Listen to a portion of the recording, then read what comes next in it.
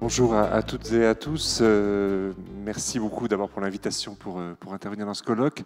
Merci aussi à Pascal Ebel pour cette présentation très intéressante et comme toujours très cohérente aussi avec d'autres études qu'on peut faire de notre côté. J'ai bien compris quand Jean-Fred Cos parlait de l'étymologie du mot héros, qu'on parlait de demi-dieu. L'idée peut-être de cette présentation, c'est de dire que justement le consommateur de vin bio, il est demi-dieu puisque finalement il a un comportement de consommation qui est à la fois atypique par rapport aux consommateurs en général de produits bio et atypique par rapport aux consommateurs en général de vin. Je vais préciser bien sûr dans cette présentation ce que je veux dire sur ces deux registres. C'est ça qui est important, c'est de comprendre que finalement un vin bio, ça ne se vend pas comme un vin et ça ne se vend pas comme du bio, mais un peu des deux. Alors d'abord en termes justement de circuit de distribution des vins bio en France, très intéressant de voir que, encore une fois, on est sur quelque chose de très atypique. Alors, d'abord, bien sûr, la progression, mais ça, Christine l'a déjà bien montré en introduction, et finalement, il y a quelque chose une habitude, je ne sais pas si c'est une bonne ou une mauvaise habitude que je prends dans des interventions quand on dirige une structure qui s'occupe de bio, c'est qu'on a toujours des courbes qui croissent. Donc, bon, à un moment donné, on sait au moins qu'on ne s'est pas trompé dans le sens de la diapo, c'est quand ça monte. Donc, en bio, ça monte. Ça, on est d'accord. Ce qui est intéressant sur ce graphique, c'est surtout de voir la part de marché, effectivement, entre la grande distribution, donc représentée par ces barres en bas en bleu, les magasins spécialisés en bio, les cavistes, en tout cas ce qu'on appelle en général nous les artisans commerçants de proximité, mais qui sont souvent des cavistes, et la vente directe. Donc premier élément clé, et vous voyez ça ne se dément pas, au contraire ça a même tendance à s'amplifier. Le vin bio se vend avant tout en vente directe. C'est assez particulier et c'est sans doute, comme je le disais en introduction, un croisement de deux tendances qui concernent le vin bio. C'est que le vin en général se vend un peu plus en vente directe que d'autres produits et le bio se vend historiquement, et c'est encore vrai aujourd'hui, lui aussi encore un peu plus. Et peut-être que les cartes que montrait Christine tout à l'heure ont aussi du sens quand on voit que la région ici en particulier, tout le sud-est de la France, est très importante en production bio, mais aussi en consommation. La dernière enquête qu'on a faite en février dernier montre que les régions les plus productives en bio sont aussi les régions où il y a le plus de consommation en bio. Donc ça, c'est un phénomène que vous n'avez peut-être pas vu passer, que je vous précise. Et c'est vrai que, en particulier dans le département ici, on voit la part très importante de vente directe qui existe historiquement et qui continue à se développer. Et je pense que ça correspond aussi beaucoup à tout ce qu'a pu montrer Pascal Ebel tout à l'heure. Quand on veut du local, du sain, du direct, etc., du frais, quand on a un vendeur directement dans son village ou au bord de la route, etc., ça répond à ce besoin aussi. Donc vous voyez vraiment quelque chose de très atypique, un marché qui continue à progresser, ça je ne le précise pas. Alors justement, sur la bio en général cette fois-ci, et pas spécifiquement sur les vins bio, je me suis arrêté pour l'instant aux chiffres fin 2017, puisque nous allons bientôt sortir les chiffres 2018, précisément le 4 juin prochain, et donc nous sommes en train de finaliser les résultats. Mais en avant-première, je peux vous dire que ça va beaucoup ressembler d'un point de vue croissance aux 2 années précédentes. Là, je ne reviens pas dans une historique plus longue, parce que je trouve que c'est aussi intéressant de temps en temps de regarder plus précisément sur 2-3 ans. Donc si on voit les croissances déjà 2015, 2016, 2017, toujours intéressant de revenir à ce qu'on a appris quand on était à l'école primaire, la différence entre un chiffre brut et un pourcentage, puisqu'on pourrait avoir l'impression que les croissances sont moins importantes, mais vous voyez qu'en progression en nombre d'euros par an, on est tous les ans, bon an, mal an, à peu près à 1 milliard, 1 milliard 100, 1 milliard 200 millions de progression du marché bio. Donc c'est quand même quelque chose de très spectaculaire. Donc oui, effectivement, en pourcentage, ça pourrait laisser l'impression qu'on est en train de décélérer. Pas du tout, la croissance est toujours aussi forte. Et encore une fois, ce qu'on va dire en 2018, sachant que d'autres ont déjà sorti des premiers éléments de chiffres, et notamment certains distributeurs, on est clairement sur les mêmes tendances d'une progression d'un peu plus d'1 milliard d'euros de chiffre d'affaires en France. On est le marché le plus dynamique en bio aujourd'hui dans le monde, puisque, par exemple, en Allemagne, on est plutôt un marché qui est en croissance de 8 à 9% sur l'ensemble du marché. En France, on sera dans des chiffres donc, de ce type-là cette année. ce qu'on voit quand même, c'est que par contre, sur l'ensemble de la distribution, alors c'est pas très net parce que ces barres sont un peu combinent plusieurs informations, mais on a quand même depuis 2017 et ça va se confirmer en 2018 une prégnance beaucoup plus forte de la grande distribution qui progresse plus vite que le reste des circuits de distribution sur ces 2 années, ce qui n'était pas le cas sur 2015-2016 où là le marché était tiré plutôt par les magasins bio. Donc on va voir l'impact sur les vins, mais n'oubliez pas ce que je vous disais juste sur la diapo d'avant, c'est qu'on est sur quelque chose d'atypique sur le vin bio, y compris d'ailleurs pour les magasins spécialisés en bio. C'est relativement récent qu'on ait vraiment une capacité à vendre du vin bio. Il y a une époque où même certains magasins bio avaient quasiment fermé leur rayon de vin parce que c'était quelque chose qui était compliqué à installer dans un magasin bio, d'avoir un rayon de vin. Et encore aujourd'hui, vous pouvez le voir quand vous allez faire vos courses, ce n'est pas toujours un rayon très bien achalandé et très visible dans un magasin bio. Mais on l'a vu tout à l'heure dans la diapo précédente, c'est quand même un lieu de vente important.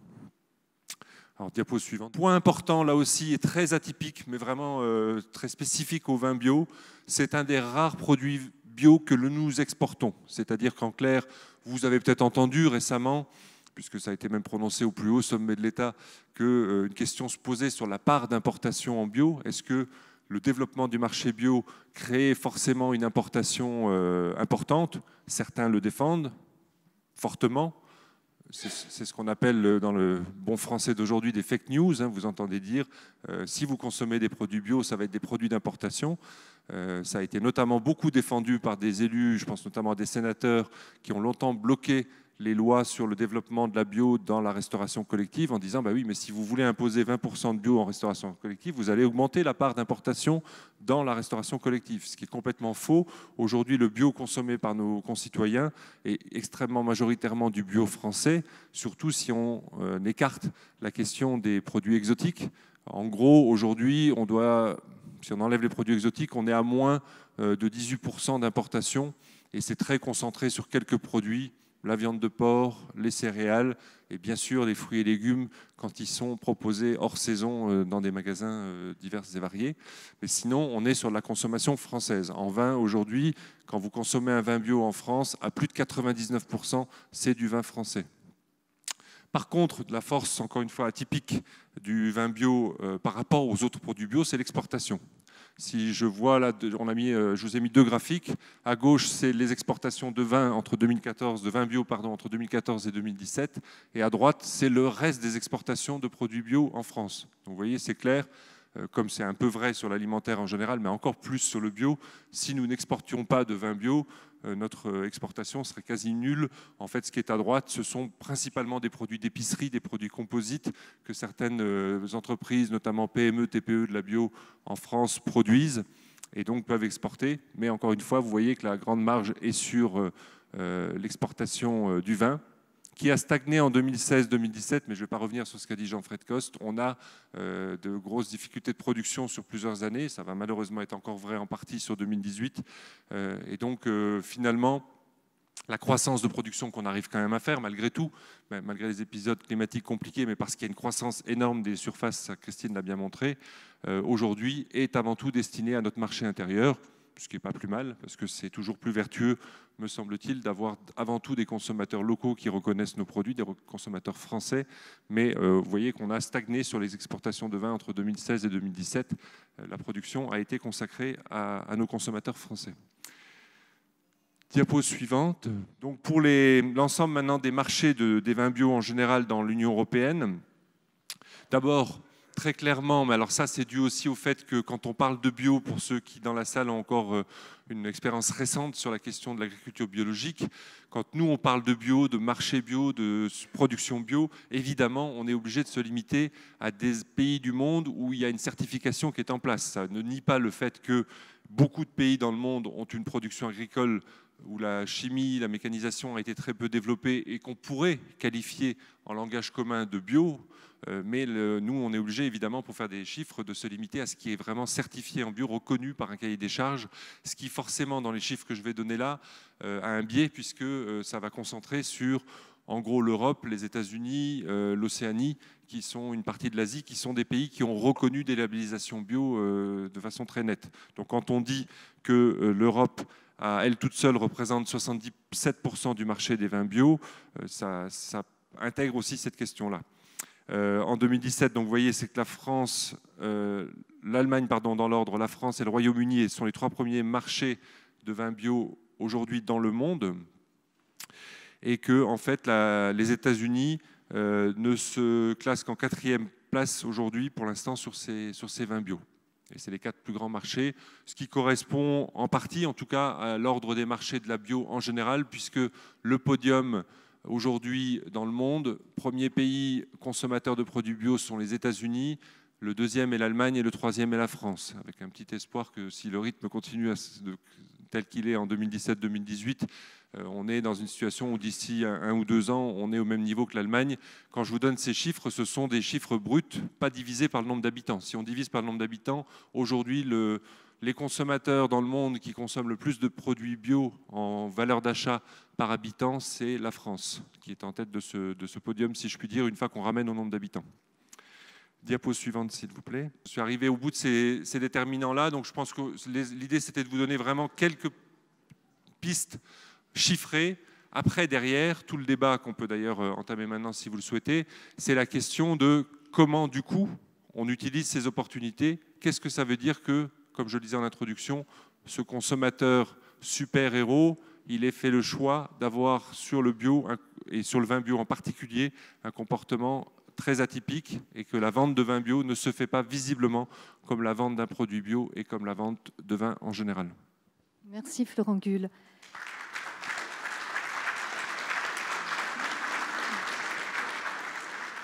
Je vois des doigts qui bougent, voilà, au fond de la salle. Au fond de la salle, oui. On avait parmi les gros producteurs de bio, on avait l'Espagne notamment. Et donc dans votre propos, vous avez rapporté qu'on consommait plutôt habituellement avec une certaine proximité. Et là où je suis surpris, c'est que finalement, dans le top 4 des marchés bio à l'export, on ne retrouve pas justement l'Espagne, surtout sur la consommation. Alors en fait, est-ce que c'est justement peut-être un pays où on va pouvoir aller développer de l'exportation, ou alors au contraire, ils ont vraiment concentré leur volume sur des marchés export? Et donc finalement, si la consommation en interne se développe, est-ce que ça peut être une opportunité, justement? Oui, très bonne question. Vous avez raison sur l'agriculture biologique en général, donc la production et les marchés. L'Espagne a un comportement un peu comme l'Italie, mais beaucoup plus fort encore, très atypique. Mais d'ailleurs, c'est vrai en conventionnel aussi. L'Espagne est avant tout un pays producteur plus que consommateur. En grosse masse, et en exagérant un petit peu, le pourcentage de production bio en Espagne, il est à peu près de 10% des surfaces, et le marché est à peu près de 2% de consommation bio au marché intérieur. Donc ça veut dire que oui, l'Espagne est un pays producteur pour l'exportation, pour les marchés extérieurs. C'est vrai en vin aussi. Donc c'est ce qui explique le fait qu'on ne voit pas l'Espagne dans les 4 premiers pays consommateurs de vin bio. C'est aussi d'ailleurs une des raisons, au passage, j'en profite, pour laquelle on a choisi au niveau du Fonds Avenir Bio d'être associé à la réalisation de ce temple Héraclès, parce qu'on est convaincu qu'il y a évidemment un risque que ce bon score qu'on a aujourd'hui de plus de 99% de la consommation des vins bio en France, qui sont des vins français, évidemment, puisse ne pas perdurer, et que notamment la concurrence espagnole est importante. Mais votre question était plutôt dans l'autre sens, et j'en suis assez convaincu qu'il y aura probablement dans les années à venir un marché espagnol, une consommation espagnole de produits bio qui va augmenter. Lors du séminaire international que nous avions organisé il y a 2 ans, on avait un représentant du ministère de l'Agriculture espagnol qui nous parlait justement de choses très proches de ce qu'a dit Pascal Ebel tout à l'heure, c'est-à-dire une prise de conscience très forte citoyenne en Espagne, de dire, là aussi issu d'une population très consciente sur les questions écologiques, de dire nous voulons du bio. Et c'est vrai que le marché espagnol est en train de se développer. Certains intervenants dans la matinée l'évoqueront sans doute.